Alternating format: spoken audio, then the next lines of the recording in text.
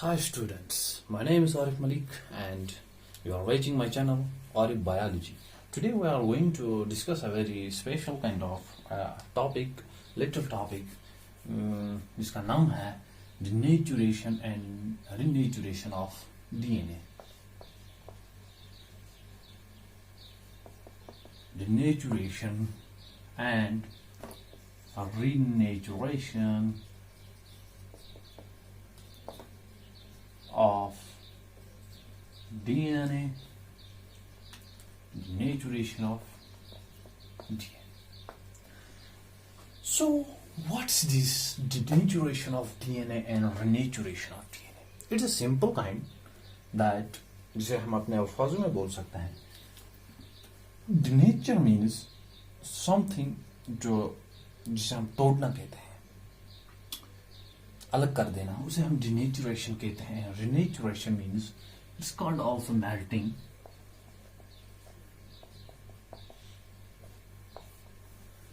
इसको हम सिंपली क्या कह सकते हैं? Annealing.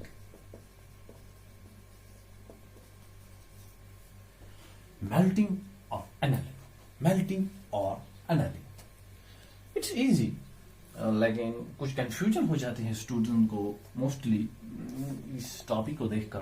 बहुत इजी है, सिंपल भी है, पता होना चाहिए अगर आप जेनेटिक्स पढ़ रहे हो, स्पेशली वो भी मॉलिक्यूलर वाली. तो डिनेचुरेशन में हम क्या करते हैं? It's a separation of two strands of double stranded DNA. So the denaturation means separation. Suppose ये हमारे पास DNA की स्ट्रैंड है,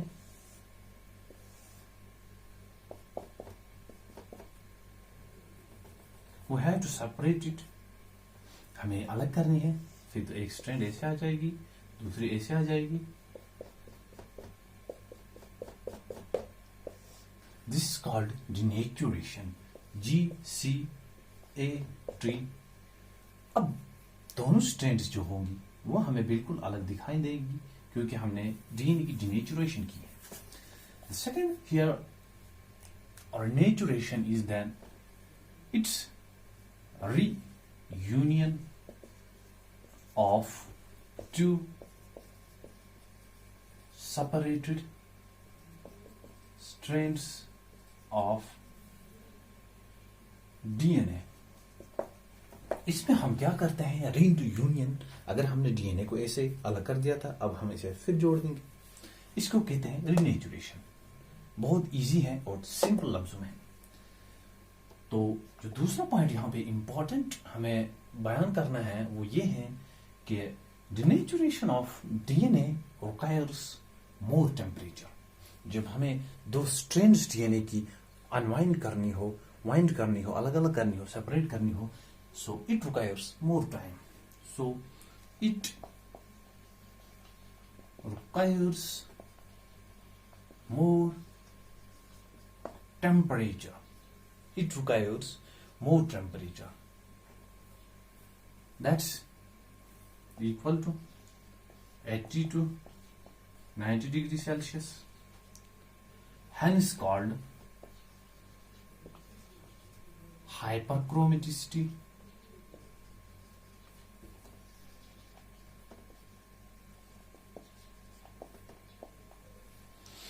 It requires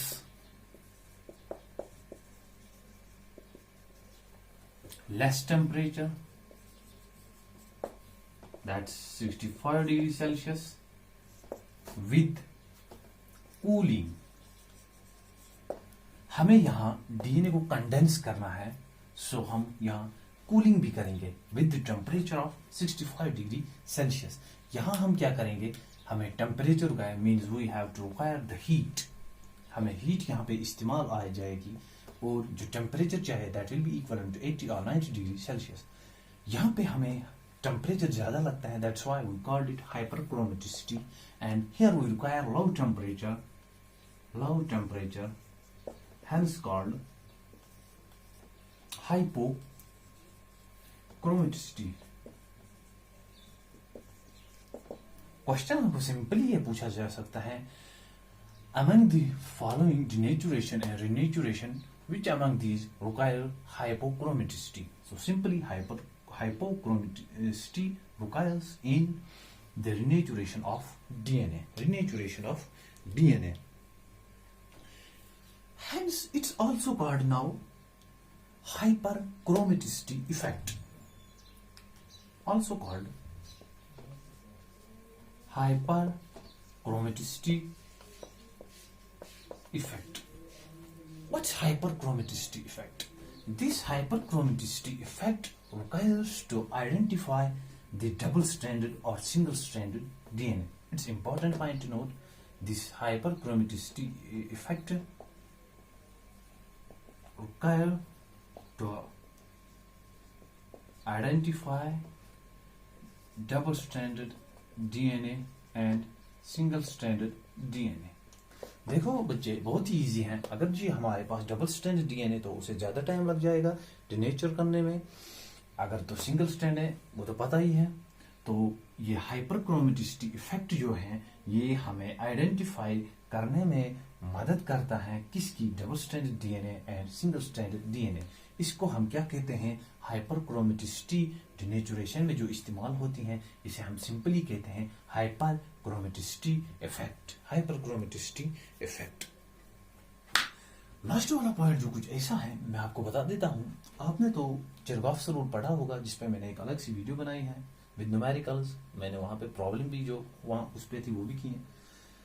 इसमें क्या होगा, आपने जब चरगाफ रूल देखा होगा, चरगाफ क्या कहता था, चरगाफ ने कहा था concentration of purines upon pyrimidines is same equal to 1। उसने कुछ ऐसे कहा था, G always bonds to C and T always bonds to A and GC के दरमियान 3 हाइड्रोजन बॉन्ड्स होंगे and here 2 hydrogen bonds. Simple है बेटा। इस पॉइंट के साथ हमें ये बात समझ में आती है कि जब भी GC कंटेंट जहां पे हो, GC कंटेंट जहां पे ज्यादा हो उसे हमें ज्यादा टाइम लग जाएगा डिनेचुरेशन करने में, और जहां पे ये वाली हो 80 कंसंट्रेशन हो वहां पे हमें कम टेम्परेचर लग जाएगा। इसमें और एक भी इफेक्ट होता है। तो क्या होता है, एट GC लोकेशन जहां पे GC हो, गुआनिन साइटोसिन, यहां हमें 3H बॉन्ड्स हैं, require